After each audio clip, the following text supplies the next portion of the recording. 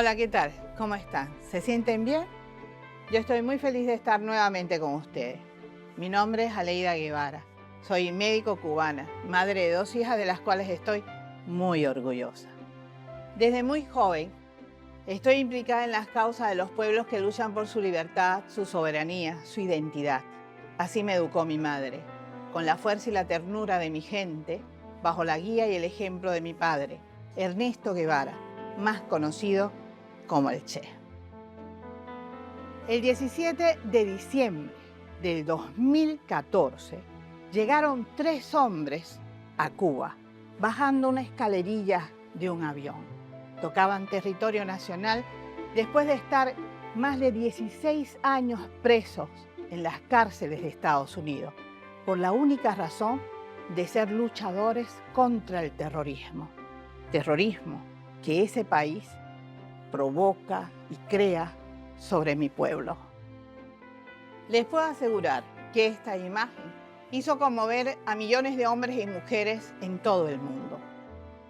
Más de 150 países tenían organizaciones que lucharon por la liberación de los 5 héroes cubanos, porque ellos se dieron cuenta que no solamente estaban luchando por la libertad de estos hombres, sino por la justicia social, por un mundo mucho mejor para todos. Este episodio, que tuvo un final feliz, realmente estuvo lleno de manipulaciones, engaños, de situaciones muy difíciles, pero también de mucha solidaridad, mucha fuerza y mucha ternura. Gerardo, René, Antonio, Fernando y Ramón son el ejemplo más fehaciente de estos hombres que han vivido en el monstruo, en la entraña del monstruo, tal y como lo nombró José Martí, nuestro apóstol nacional, cuando hablaba de Estados Unidos de Norteamérica. En un mundo gobernado por las transnacionales de la información o desinformación, este programa les brinda una ruta diferente, quizás algo indisciplinada. Lo hacemos semanalmente. Si usted quiere acompañarnos, hágalo sencillamente con Aleida Guevara.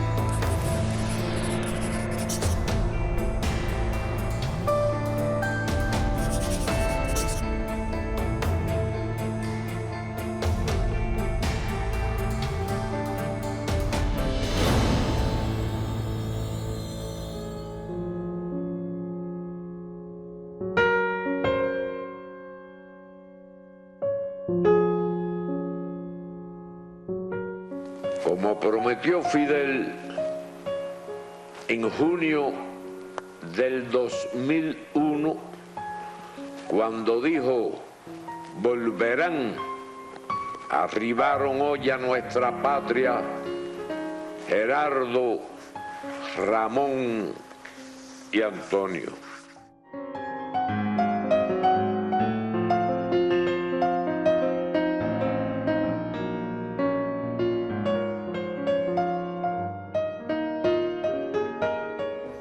Estamos todavía emocionados, no sabe las palabras, pero la que sobra es gracias. La que siempre no puede faltar. Muchas gracias. Orgulloso realmente de ser cubano. Y de nuevo estamos. De nuevo a sus órdenes para lo que sea.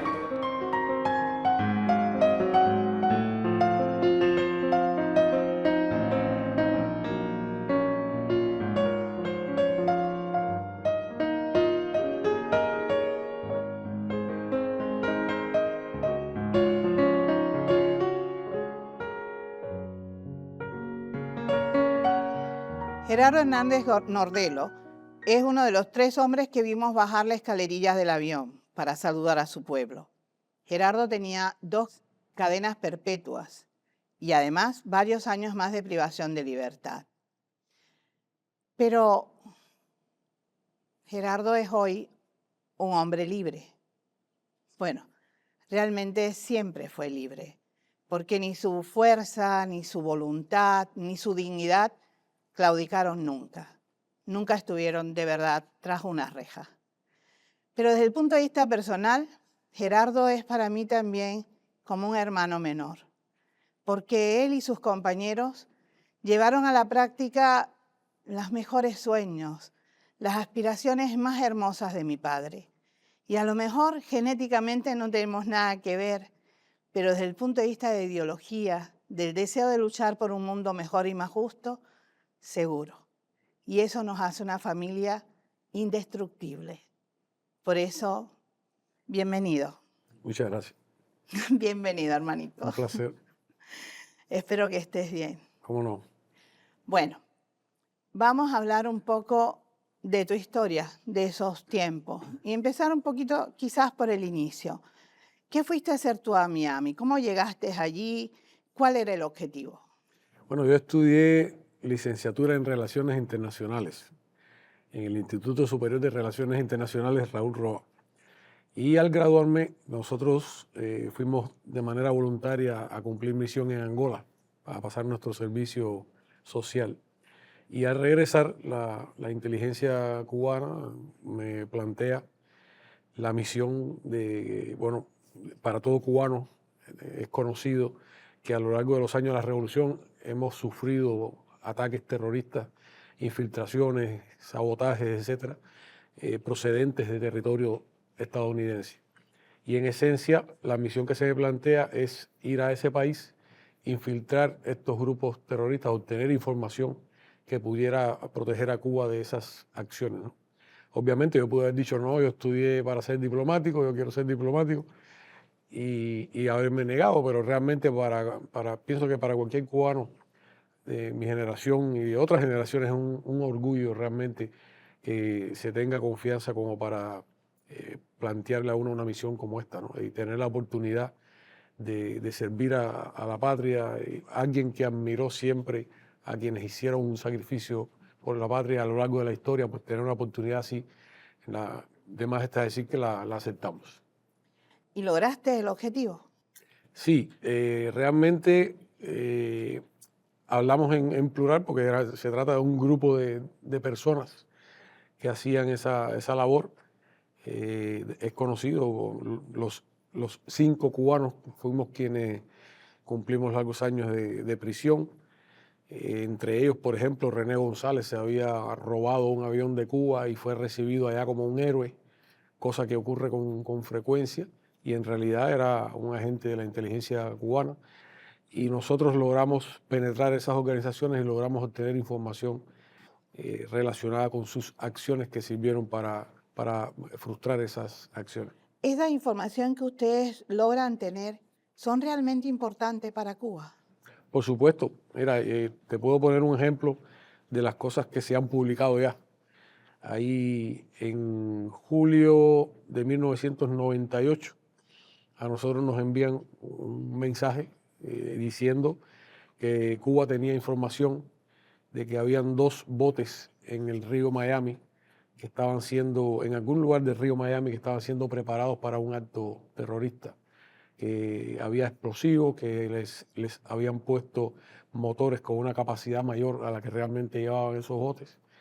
Y la tarea que se nos planteó fue encontrar los botes a toda costa, ¿no? Pero te podrás imaginar, el río Miami es un río grande. De todos modos, nosotros hicimos la labor y logramos identificar en cuál de las marinas de allí, de ese lugar, estaban los botes. Entonces comenzó la segunda parte que consistía en ver cómo impedir que los botes salieran. Nosotros hicimos un estudio ahí de la situación operativa del lugar y llegamos a la conclusión de que lo mejor sería pasar la información, filtrar la información a las autoridades en espera o con la esperanza de que ellos hicieran algo. En ese punto, eso lo enviamos como una propuesta. En ese punto ya nosotros nos dicen que ya hasta ahí llegamos en la operación, nuestra misión había sido cumplida, que era identificar dónde estaban los botes. Y si tú revisas el Miami Herald de julio 28, si mal no recuerdo, de 1998, hay una noticia, información anónima enviada al FBI, condujo a una operación en el río Miami, se ocuparon 2 botes ilegales. Decían que no se habían ocupado de explosivos, pero sí se habían ocupado motores que no eran o sea, que eran más poderosos que los que realmente llevaban esos botes. Ahora, los explosivos no se encontraron, según la noticia, pero en una ciudad como Miami, donde todo puede ocurrir, pues nosotros no descartamos la posibilidad de que hayan filtrado la información a los terroristas y ellos hayan escondido los explosivos. El caso es que era real, se produjo la operación, se decomisaron los botes y había, en la noticia decía que había una persona huyendo. Así que es un ejemplo que te pongo del tipo de información que buscábamos nosotros. Ya. Tú eres testigo directo del odio que hay en Miami contra la Revolución Cubana y también contra los que la defienden. Y que eso se ha convertido realmente en un negocio muy lucrativo para algunas personas. ¿Qué tú opinas de ese juicio que se hizo en esa ciudad? ¿Tú crees que fue justo hacerlo allí, que cumplía realmente los parámetros de las leyes de Estados Unidos? Mira, estamos hablando de una ciudad donde una gloria de nuestra cultura, como fue Rosita Fornés, por ir a cantar de gratis para recaudar fondos para enfermos de SIDA, se arma un revuelo en esa ciudad y la amenazan al lugar que la contrató, etcétera, etcétera. A los Juan Van le tiran latas, le escupen, le tiran piedras por ir a cantar en una ciudad, una orquesta que es también un clásico cubano, ¿no? ¿Qué te puedes esperar tú para 5 personas que reconocen ser oficiales de inteligencia de Cuba y haber estado trabajando para Cuba? No había manera de que nosotros tuviéramos un juicio justo en Miami. En Miami, algo tan sencillo como yo estoy en contra del bloqueo, nadie se atreve a decirlo, excepto las personas que siempre han mantenido una postura y que les ha costado mucho mantener esa postura, ¿no? Pero cualquier cantante que tú ves que van para allá y que quieren hacer carrera, actores, actrices, todos opinan exactamente igual. Todos están obligados a opinar exactamente igual y nadie tiene la libertad de alzar su voz y decir, bueno, a mí no me gusta el sistema de Cuba, pero yo estoy en contra del bloqueo contra mi pueblo. Eso tan sencillo, no se atreve nadie a decirlo de los que aspiran a tener carrera allí, a actuar en la televisión, a actuar en un teatro. Nadie. Entonces tú te preguntas, qué raro que en el supuesto país de las libertades, todo el que se va de Cuba lee el mismo credo, recita el mismo credo y todos tienen que opinar igual. Es un poquito sospechoso eso. ¿Verdad? Vamos a ver algunas imágenes que se convirtieron en el símbolo del regreso de ustedes. Se convertirán en ejemplos no solo de nuestro pueblo y de modo especial de los jóvenes de nuestro pueblo, sino de los jóvenes del mundo y de los pueblos del mundo. No pensamos en una batalla de meses. Tal vez sea una batalla de años. Y les digo que esa acusación la haremos polvo. La inocencia de esos patriotas es total. Solo les digo una cosa, volverán.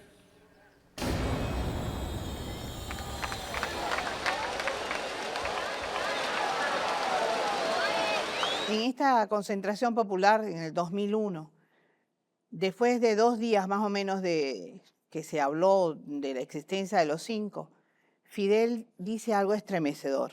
Él dice, volverán. ¿Cómo te sentiste tú, Gerard? ¿Cómo llegó a ustedes esa noticia? Bueno, después de muchos meses en celdas de castigo, para ese entonces ya nosotros estábamos los 5 en un piso juntos y nos habían permitido comprar unos radiecitos que vendían en la prisión, de modo que lo escuchamos directamente porque la radio de Cuba se capta en Miami, se escucha en Miami. Y allí, en cada uno en su celda, nosotros pudimos sintonizar Radio Rebelde y escuchar el discurso íntegro. Y yo te confieso que lo que me impresionó por primera vez fue escuchar a Fidel hablar de nosotros y mencionar los nombres de nosotros. Eso parecía una escena surrealista, ¿no? Que de ese radiecito estuviera saliendo la voz de Fidel en mi celda mencionando nuestros nombres. Eso fue muy grande para nosotros. Pero sobre todo, lo que él dijo, con la certeza que él dijo, solo les digo una cosa: volverán. Nosotros supimos que desde ese momento no habría nada que pudiera doblegarnos a nosotros. Así de importante fue ese discurso para los 5.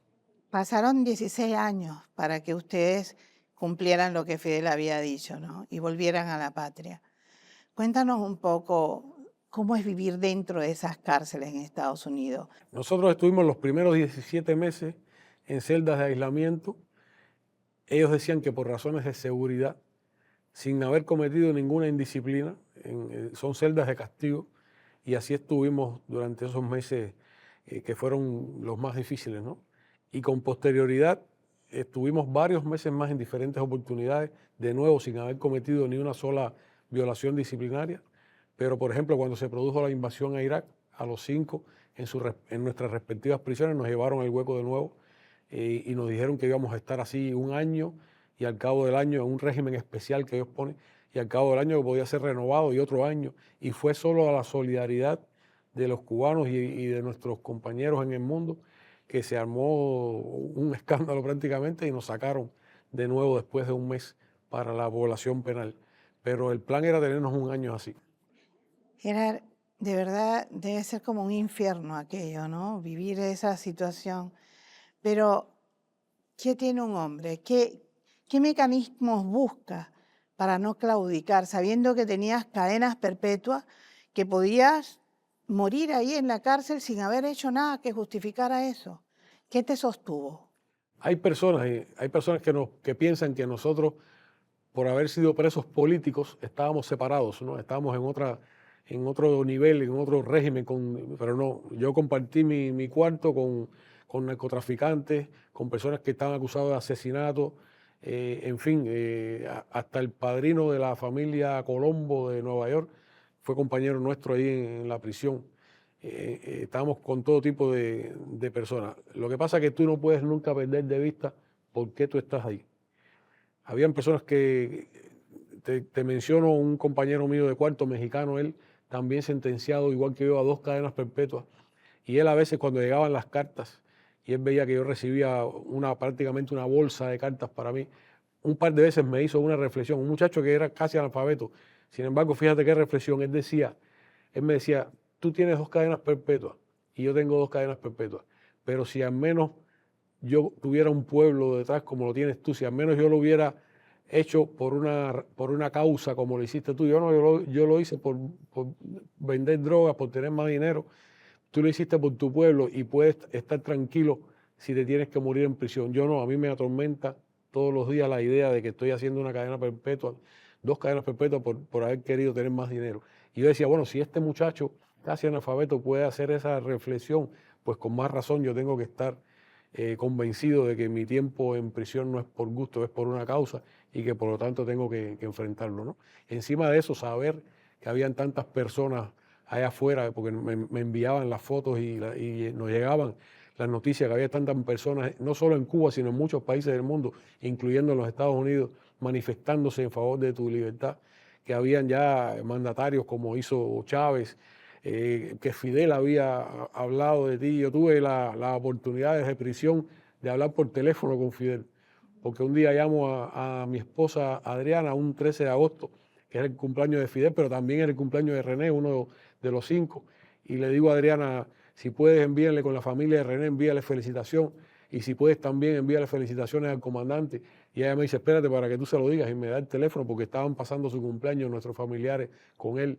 Y imagínate esa oportunidad histórica de, estando en una prisión con un teléfono, escuchar a Fidel. Eso fue algo mágico realmente. Y de paso me hice famoso ahí, porque los guardias decían, mira, él es el que habla por teléfono con Castro. Ah, está bien.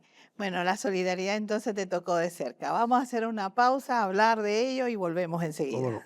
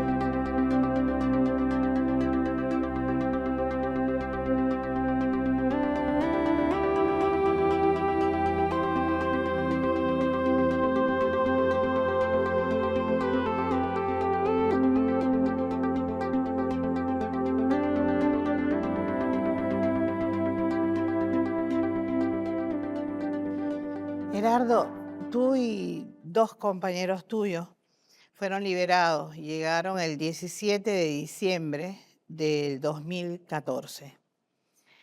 Ese día la noticia se hace pública por los dos mandatarios, tanto el de Estados Unidos, Barack Obama, como Raúl Castro, que en ese momento era el presidente nuestro.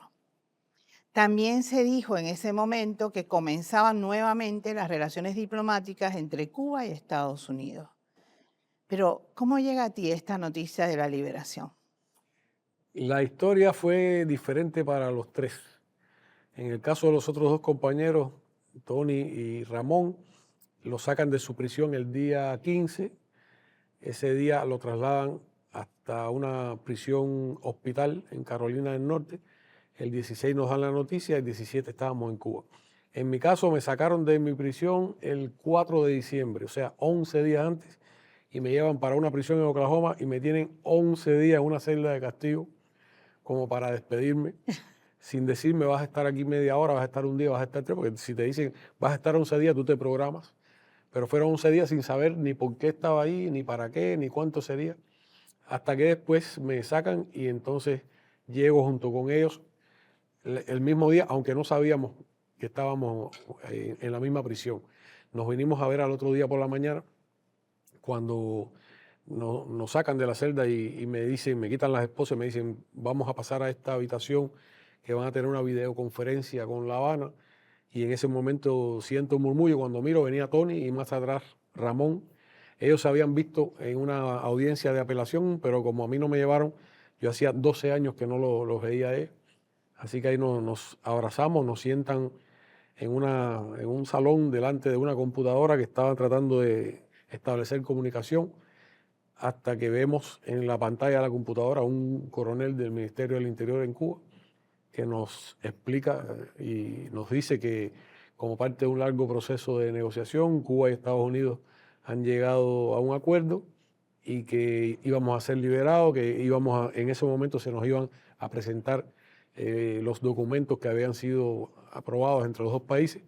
Y ahí es donde me entero, leyendo el documento, decía estarán llegando a Cuba el 17 de diciembre. Pero como yo venía de 11 días en una celda de castigo, yo no sabía a cómo estábamos. Y recuerdo que le digo a Ramón, ¿a cómo estamos hoy? Y me dice, a 16. Digo, ¿dónde hay que firmar? ¿Dónde hay que firmar? Y realmente fue una alegría muy grande, ¿no? Ahora, Gerard, cierra un poco tus ojos, vamos a virar 10 años el tiempo. 2014, montado ya en su avión, llegando a tierra cubana. ¿Qué sentiste cuando viste por primera vez después de tantos años tu propia tierra? Una alegría inmensa y yo recordaba lo más que yo me había alejado de mi casa siendo muchacho, era en las famosas escuelas del campo que íbamos por un periodo de tiempo a trabajar en el campo y eran 45 días. Y yo recuerdo que yo cuando regresaba a la casa me sentía extraño después de 45 días afuera, ¿no? Y después de 16 años, imagínate, yo sentía lo contrario, yo sentía que me había ido el día anterior. Y llegué a mi barrio, no solo con la familia, que es obvio, sino que llegué a mi barrio, ahí estaban las imágenes con tanto cariño con los vecinos que realmente te hacían sentir como que nunca te habías ido, ¿no? Era tanta la alegría que cualquier angustia, cualquier, digamos, pena, como el haber perdido a mi madre estando yo en prisión, pues uno logra a través de esa alegría y de ese cariño que recibes, pues logra ponerlo a un lado, ¿no? Seguro. El tiempo desgraciadamente se nos va, es un tirano tremendo, pero tenemos todavía muchas cosas que hablar y que contar. ¿Podrías acompañarnos la próxima semana? Cómo no, con mucho gusto, sería un Bueno, placer. pues entonces nos vemos la próxima semana. Muchas gracias. A ustedes. أهلا بكم مشاهدينا الكرام. فاصل بعده نقاش ببساطة مع أليدا جيفارا. نستضيف عضو لجنة التضامن مع كوبا وفنزويلا غلوريا لاريفا والكاتب والصحفي أرنولد أوغوست.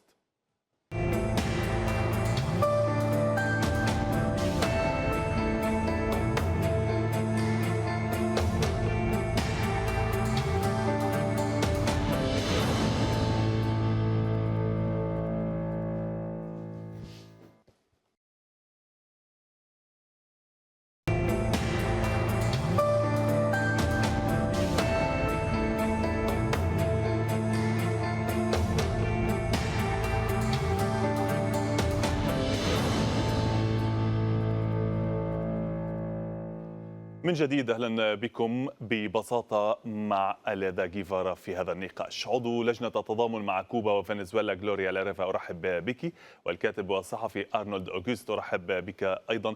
أبدأ معك سيدة غلوريا، إلى أي مدى برأيك هناك مساحة مشتركة ومشتركات إذا صح التعبير ما بين قضية الكوبيين الخمسة والحركة الأسيرة في فلسطين وعدد من يتشابهون في هذه القضايا من دول وأمم عالم الجنوب؟ The Cuban Five were imprisoned for up to 16 years in the United States إن الكوبيين الخمسة because they were defending their country. بقوا قيد الاعتقال لمدة 16 عاما في الولايات المتحدة الأمريكية لأنه تم إذن اتهامهم بالإرهاب في ولاية ميامي، وبالتالي بشكل مشابه جدا أن الآلاف من الفلسطينيين الأسرى والسجناء في سجون الكيان الصهيوني هم ضحية صراعهم ضد الاحتلال وضد الإمبريالية، وبالتالي تم اتهامهم بالإرهاب أيضا. وبالتالي أن صراع الشعب الكوبي وصراع الشعب الفلسطيني والأمة الفلسطينية هما إذن صراعان متشابهان، هنالك نقاط مشتبهة بشكل كبير، وبالتالي أن الرئيس الكوبي كان قد تحدث عن ذلك، تحدث عن ضرورة دعم الفلسطينيين تجاه هذه الإبادة التي يواجهونها. أستاذ أرنولد، سيدة غلوريا تطرقت إلى مصطلح مكافحة الإرهاب كذريعة أمريكية وإسرائيلية وبشكل عام غربية كما فرنسا أيضا جورج عبد الله لاستعمالها ضد هؤلاء المناضلين في دول عالم الجنوب. إلى أي مدى تمثل هذه الذريعة آلة ووسيلة لقمع نضالات هؤلاء كما في سوريا، في فنزويلا، في فلسطين، في أكثر من ناحية، أو حتى العراق باسم مكافحة الإرهاب؟ Firstly, thanks for having me. It's always a pleasure to collaborate. شكرا على استضافتي. يسرني دوما أن أتعاون مع شبكة الميادين. ولا شك في أن وسائلكم المتنوعة بديل مهم بالنسبة إلى مختلف شعوب العالم. بالنسبة إلى هذه الذريعة مكافحة الإرهاب، هي ذريعة يستخدمها الغرب منذ فترة، وكذلك تحديدا الولايات المتحدة الأمريكية فقد استخدمتها ضد كوبا، وقد جرى التأكيد على ذلك دوليا. كوبا بحد ذاتها قد كانت ضحية للإرهاب، إرهابي دولة ضد دولة اقترفته الولايات المتحدة الأمريكية غداة الثورة في عام 59 بعد 1900، وعلى الرغم من ذلك تم العمل على اتهام كوبيين وسجنهم عن غير حق، حيث أن كل ذنبهم هو أنهم أرادوا أن يضعوا حدا للإرهاب الذي كان يمارس ضد الشعب الكوبي بحد ذاته. وعندما نسقط كل ما حصل سابقا على الفترة الراهنة بالنسبة إلى فلسطين، وأنا كنت ناشطا جدا في مجالات عدة، وأنا متأكد أن غلوريا كذلك ناشطة في مجالات كثيرة، عندما نقف كأشخاص مدافعين عن فلسطين يحاولون بالطبع أن يكموا أفواهنا وأن يمنعوا تضامننا مع فلسطين وحق فلسطين لتقرير مصيرها والحصول على دولة خاصة بها، ونحن كذلك نتهم بأننا إرهابيون، إن لم يكن ذلك بصورة مباشرة بل بصورة غير مباشرة، ويتم اتهامنا بدعم منظمة إرهابية بحد قولهم أي حماس. ونعرف أن كوبا لها طول باع فيما يتعلق بدعم الشعب الفلسطيني، ويمكنني أن أضرب لكم أمثلة عدة عن ذلك. من الأمثلة التي توردني كثيرا مثال يتعلق بفيدل كاسترو، فأنا أكتب كثيرا عن فلسطين. فيدل كاسترو كان ربما الشخصية الأولى التي تناولت ما يحدث في هذه الأراضي المحتلة عندما كتب عنها منذ سنوات كثيرة، وقال عن فلسطين إن ما يحدث هو محرقة فلسطين، محرقة غزة. والواقع هو أن المحرقة بالطبع حصلت في الحرب العالمية الثانية، ولكننا نشهد على محرقة أخرى تحدث اليوم بحق الشعب الفلسطيني. بالتالي نشهد على جذور مشتركة بين كوبا وبين فلسطين، جذور عميقة في التاريخ تربط الشعبين ولها ترددات مشتركة. سيدة غلوريا، يعني تحولت قضية الكوبيين الخمسة لا شك إلى قضية عالمية وحولتهم لرموز عالمية. كان هناك حركات نضال لأجلهم في جنوب أفريقيا، في العديد من الدول الأفريقية، في العديد من الدول العربية والآسيوية وغيرها من دول الجنوب. كيف ساهم هذا التضامن في فك عزلة كوبا انطلاقا من هذه اللحظة؟ Well, in the early 1990s, في بداية التسعينات، تسعينات القرن الماضي، وبعد انهيار الاتحاد السوفيتي، بدأت الولايات المتحدة الأمريكية بسيادة أو تعزيز سياستها العدائية ضد كوبا، وبالتالي محاولة إسقاط الثورة الكوبية. وبالتالي فإن النشاطات الإرهابية كانت قد استمرت وتعززت من قبل الولايات المتحدة الأمريكية وأيضا الجهات اليمينية، وبدأت الولايات المتحدة الأمريكية بتمويل هذه المجموعات وهذه التيارات في سبيل تدمير القطاع السياحي في كوبا. في التسعينيات القرن الماضي وفي بداية تلك الفترة كانت كوبا تعتمد بطبيعة على السياحة في سبيل جني الأرباح والموارد المالية، وذلك لا سيما بعد سقوط الاتحاد السوفيتي. وبالتالي السياحة كانت تساهم بشكل كبير في إذن ميزانية البلاد، وبالتالي أن هذه الجمعيات الإرهابية أو المنظمات الإرهابية بدأت ضرب القطاع السياحي. وأحد أبرز هؤلاء كان السيد كاريداس الذي كان مدعوما من CIA، كان يقوم بتنظيم هجمات إرهابية وقام بزرع متفجرات عديدة في عدد من المنتجعات السياحية في الساحل الكوبي. وبالتالي هذا الأمر أدى إلى تعزيز العزلة التي تتعرض لها كوبا، تعزيز أيضا الحصار التي تتعرض له كوبا، وأيضا تدمير إذا ما صح القول قطاعها السياحي. وكل ذلك حصل في فترة كان يتم إرسال الرجال الكوبيين فيها في سبيل ربما إيقاف إلى ميامي في سبيل إيقاف هذه الهجمات الإرهابية وإيقاف هذه العزلة التي تتعرض لها كوبا. وبالتالي هكذا بدأت قصة هؤلاء الكوبيين الخمسة. هؤلاء ذهبوا في سبيل إيقاف وردع هذه الهجمات الإرهابية ضد كوبا. في العام 1998 قامت الFBI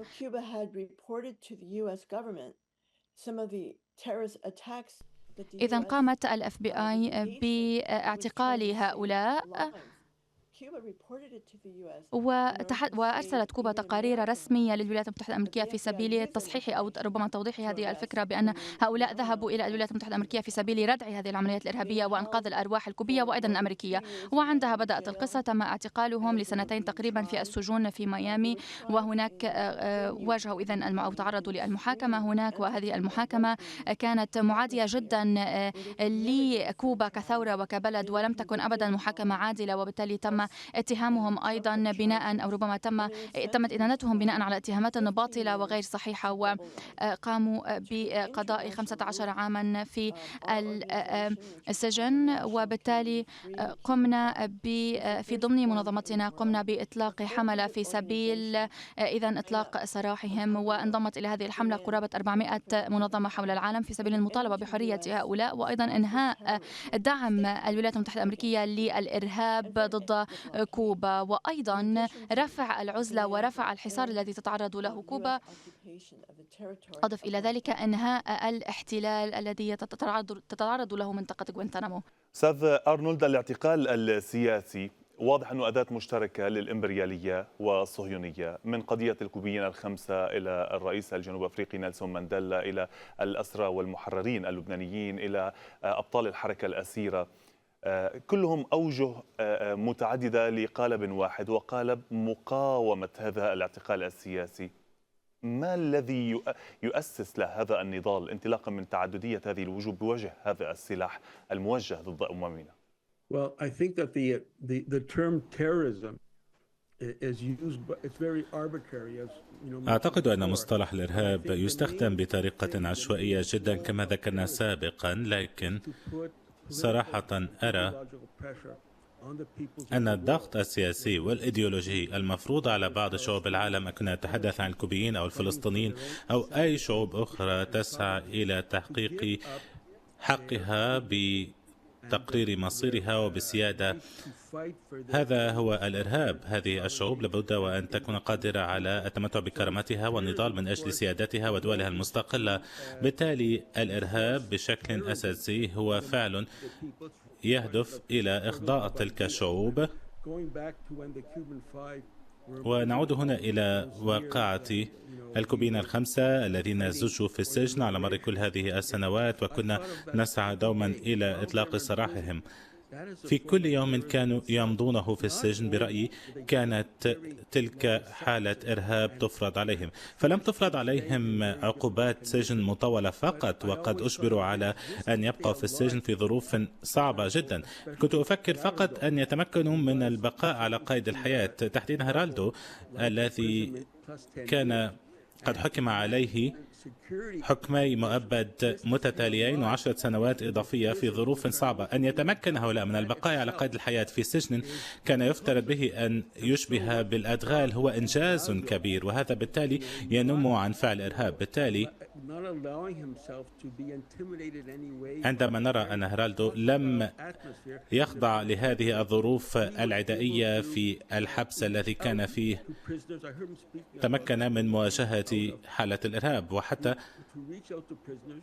عرفت لاحقا أنه تمكن من التواصل مع السجناء الآخرين، وتمكن من بث أجواء من التعاطف والتفاهم بين السجناء. بالتالي بهذه الطريقة تمكن من نشر الأفكار والقناعات التي كان يحملها ومن مواجهة الضغوط والسردية الأمريكية، ولا شك السردية التي كانت يعتمدها المسؤولون في السجن على الرغم من محاولتهم لفرض هذا الإرهاب عليه، وتمكن من البقاء على قيد الحياة وخرج من السجن حيا حتى وإن كانت الظروف صعبة للغاية. وهذا ما أفكر فيه دوما، ولذلك أؤكد على الأمر يتعلق بثباته وبتشبثه بأفكاره، وهي خير تمثيل للأفكار والقيم التي يحملها الشعب الفنزويلي أو الكوبي.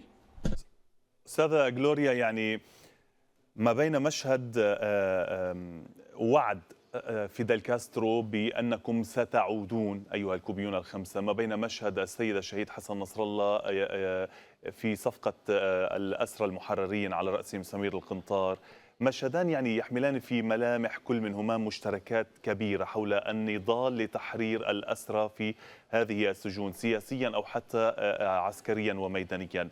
إلى ما يؤسس هذا النوع من النضال؟ Well, the issue of the prisoners held by Israel, the Palestinians, and the prisoners that were held by the United States. إن السجناء المحتجزين من قبل إسرائيل وأيضا السجناء المحتجزين من قبل الولايات المتحدة الأمريكية أي الكوبيين الخمسة، إذن هذه القضيتين القضيتان تمتلكان إذن نقاط مشتركة وأوجه تشابه. أن الشعوب التي تدعم هذه النضالات أيضا تمتلك نقاطا مشتركة، ويجب على العالم أن يعترف بهذه النقاط المتشابهة وبهذه الصراعات وهذه النزاعات التي يعيشها هؤلاء. إذن يجب على هؤلاء أيضا أن يرفعوا أصواتهم أكثر وأكثر لتعريف المجتمعات إن كان في إسرائيل أو إن كان في الولايات المتحدة الأمريكية بطبيعة هذه الأزمات وهذا الظلم إذا ما صح القول. وبالتالي في فلسطين كان هنالك جوانب متعددة ومميزة لهذا الصراع، لأن المحتجزين والسجناء هم بالآلاف وهم يتعرضون للتعذيب ولظروف غير الإنسانية، وبالتالي أن المقاومة قامت بتسليط الضوء على هذه الأزمة، هذه المقاومة التي أعادت إحياء ذاتها في 7 أكتوبر من العام 2023 في سبيل تحرير هؤلاء وفي سبيل إحقاق الحق على هذا المستوى. وبالتالي في كوبا كان الشعب الكوبي هو بقيادة فيدل كاسترو من تمكن من إحراز التقدم على هذا المستوى، من تمكن من بناء أسس صلبة لهذا الصراع، الذهاب إلى الأمم المتحدة، زيارة أو ربما اللجوء إلى كل المنظمات الدولية، كل الجهات الدولية التي من الممكن أن تبذل جهدا في سبيل إطلاق سراح هؤلاء وفي سبيل تعزيز هذه القضية وهذا الصراع، ليس فقط من أجل تحرير هؤلاء الخمسة بشكل خاص، إنما في سبيل إنهاء الحصار الدامي والوحشي ضد كوبا، الحصار الاقتصادي. ويجب القول إن الإبادة الجماعية المرتكبة من قبل إسرائيل بحق الفلسطينيين قد قامت بإرساء أسس لوضع غير إنساني يواجهه الآلاف من الأشخاص أو ربما أكثر من 2 شخص. نحن نتحدث عن عشرات من الآلاف لا يزالون تحت الأنقاض،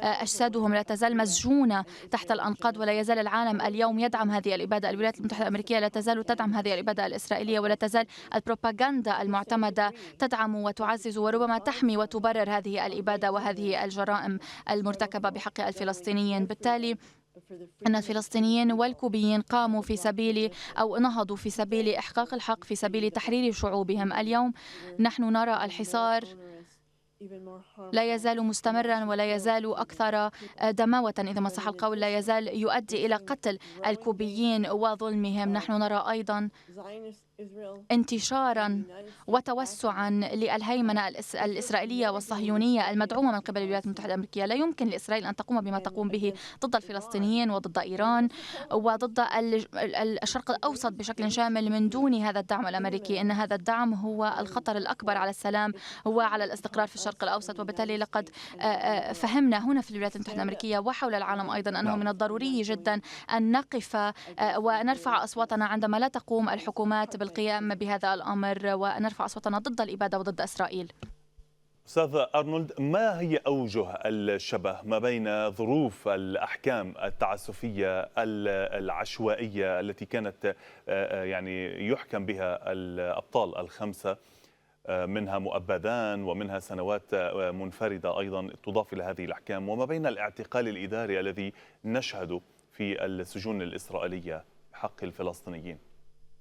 Of course, I just mentioned briefly how terrible the situation was for the. تحدثت منذ قليل وباختصار عن كم كانت ظروف السجن صعبة بالنسبة إلى هؤلاء الخمسة تحديدا هيرالدو، وحيث كان السجن أشبه بغابة بالفعل، وحيث كان بعض السجناء يتقاتلون بينهم.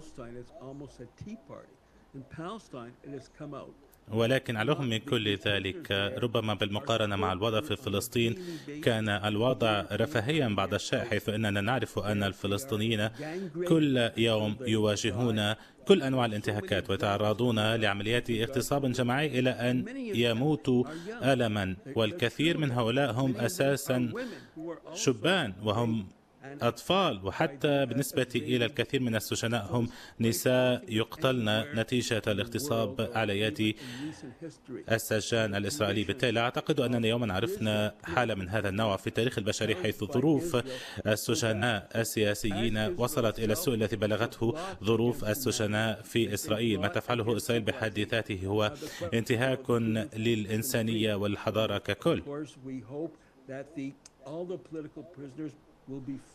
بالطبع نأمل أن يجري إطلاق سراح كل السجناء السياسيين من السجون الإسرائيلية، ونعرف أن المعركة صعبة جدا فعددهم كبير، ولكن لا نعرف من يدري ما تخبئه الأيام. أنا شخص متفائل وأعتقد في نهاية المطاف أن لا غنى عن إسرائيل إلا أن ترتكب بعض الأخطاء وقد تنهار فوق ركامها وتحت ثقلها، وكذلك قد تنهار نتيجة التناقضات الكامنة في الحركة الصهيونية وانهيار الاقتصاد وتمدد تململ الصهاينة وعدم رغبتهم بالقتال إلى جانب الجيش الصهيوني الفاشي. وإن حصل ذلك وبالتالي إن انفجرت إسرائيل من الداخل كما أمل على مر الأشهر والسنوات المقبلة، فأمامنا فرصة حقيقية لنرى هؤلاء السجناء أحرارا وهم لا يزالون على قيد الحياة، وإن في ظروف صعبة، لكن لابد وأن نحتفظ بهذا الأمل والتفاؤل. والمهم هو أننا أينما كنا في الغرب، في الولايات المتحدة الأمريكية أو في كندا، لابد وأن نواصل هذا النضال من أجل إطلاق سراح كل السجناء السياسيين الذين تأسرهم إسرائيل حاليا.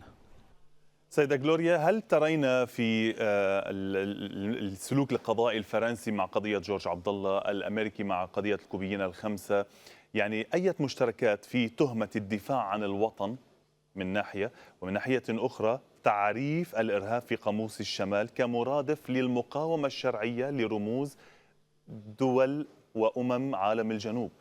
There's no greater hypocrisy than the propaganda that comes out by the U.S. government, the Israeli government. ما من تجل أكبر للنفاق ولحقيقة النفاق سوى في هذا السلوك المعتمد من قبل إسرائيل، وأيضا من قبل الدول الغربية الأخرى المشابهة والتي ذكرتموها، لا سيما في سلوكهم وأيضا في تعاطيهم مع الجهات المناضلة، تصنيف هذه الجهات بالإرهاب، لا سيما من قبل الولايات المتحدة الأمريكية التي صنفت جهات عديدة بالإرهاب وقامت بسبب هذا التصنيف بقتل الآلاف، قامت بإذن اجتياح دول عدة وفرض حصار على دول عدة وفرض عزلة دولية على دول عدة. وكلما حاولت الولايات المتحدة الأمريكية أن تطيح نظاما ما أو أن تجتاح بلدا آخر مثل العراق وليبيا وغيرها من الدول، قامت أولا بشيطنة الشعب، شيطنة الأمة، وأيضا شيطنة القادة. هم قاموا بشيطنة القادة في تلك البلاد واعتبروا أنهم خطر أو أنهم يشكلون خطرا على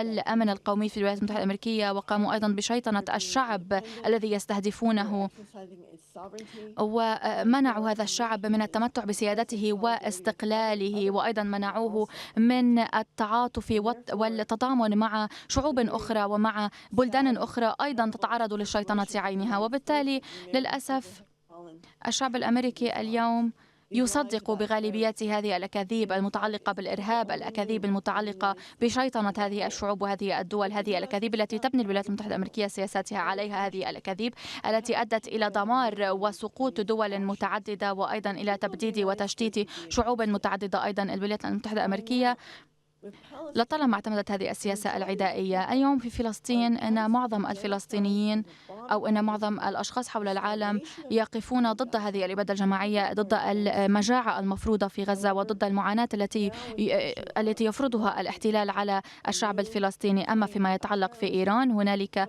مزاعم وأكاذيب جديدة فيما يتعلق بإذن نية إيران ببناء ترسانة نووية عسكرية، وهذه أكاذيب جميعنا نعلم أنها فارغة، ولكن إسرائيل هي الدولة الوحيدة في الشرق الأوسط التي تمتلك أسلحة نووية وترسانة عسكرية نووية، ولكن العالم أجمع اليوم أكثر قربا ربما للأكاذيب وأكثر تصديقا لهذه الأكاذيب مما أو مقارنة بالحقيقة وبالواقع على أرض الواقع. وهذا الأمر يؤدي إلى بسط هيمنة الولايات المتحدة الأمريكية على السياق السياسي والاقتصادي في الشرق الأوسط. ولكن كوبا تعد مثالا ربما وصورة واضحة لهذا النضال ولهذه المقاومة ضد الإمبريالية الأمريكية. لقد تم الحفاظ على المبادئ الأساسية في كوبا، دعم أو ربما تعزيز سيادة الدول الأخرى، دعم استقلالها، دعم الدول الأخرى والشعوب الأخرى التي تمت شيطنتها من قبل إسرائيل والولايات المتحدة الأمريكية. وأعتقد أنه هذا السبب الذي جعل كوبا دولة مهمة جدا في هذا الصراع ضد الحصار الأمريكي وضد الهيمنة الأمريكية، وأيضا ضد الاتهامات الفارغة التي تطلقها الولايات المتحدة الأمريكية والاتهامات الواهية التي تطلقها الولايات المتحدة الأمريكية ضد كوبا فيما يتعلق بدعمها للإرهاب. إن هذه التهمة اسمحي لي سيدة غلوريا، تبقى لنا دقيقة من الوقت واعذريني. أستاذ أرنولد، في سؤال ختامي في دقيقة لو سمحت. خوسيه مارتي كان يحذر من العيش في أحشاء الوحش الأمريكي. هل تحولت هذه السجون إلى ساحات نضال في كل من جنوب أفريقيا، فلسطين، العراق، غوانتانامو وغيرها من تلك السجون التي أرادتها الإمبريالية والصهيونية أن تكون أحشاء وحش أمام هؤلاء المناضلين؟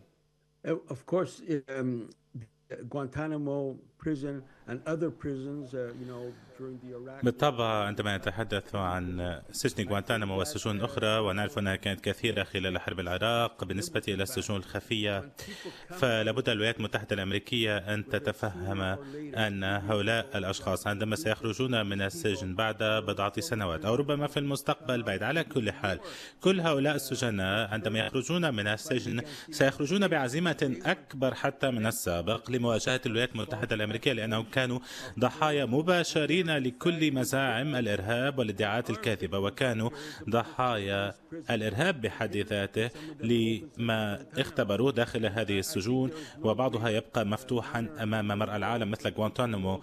بالتالي أعتقد أن لا شرف أكبر في العالم من شرف مواصلة النضال لمساعدة هؤلاء السجناء أينما كانوا في العالم، أكانوا في أوروبا في غوانتانامو أم في فلسطين، ومواجهة الآلة الاستعمارية. فلا شيء أسوأ بالنسبة إلى أي شخص من أن يكون سجينا على خلفية جريمة لم يرتكبها، وحتى أن يكون في مواجهة الموت كل يوم. لابد من أن ينتهي هذا الواقع، وأن نطالب بتحرر كل السجناء السياسيين في العالم، والأهم من كل ذلك نطالب لتحرير السجناء الفلسطينيين. الكاتب الصحفي أرنولد أوغست، عضو لجنة التضامن مع كوبا وفنزويلا غلوريا لاريفا، شكرا جزيلا لكم. الشكر الأكبر لكم سادة المشاهدين لطيب المتابعة. نقاش ببساطة مع أليدا غيفارا انتهى، إلى اللقاء.